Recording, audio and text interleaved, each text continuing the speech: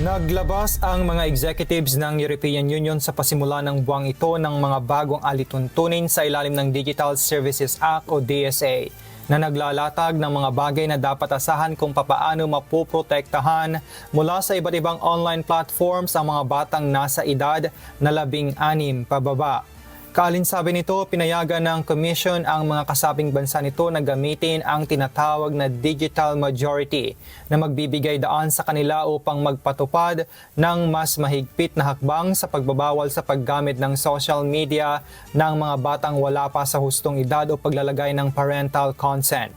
Samantala, lumagda sa isang deklarasyon noong Hunyo ang Greece, Spain at France na sinundan din ng Cyprus, Denmark at Slovenia na nananawagan sa Commission na maglunsad ng malawakang digital majority at magpatupad ng mas mahigpit na age verification rules ang mga online platforms.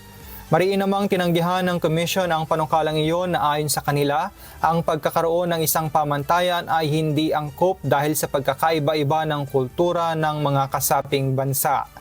Kaya't pinapayagan nito ang mga kasaping bansa na magtakda ng kanya-kanyang age threshold sa paggamit ng social media. Bumuo rin ang Commission ng isang prototype age verification tool na maaring magamit ng mga kasaping bansa sa pagtatakda ng kanilang sariling age check apps na makatutulong para maprotektahan ang mga minor de edad sa paggamit ng online platforms.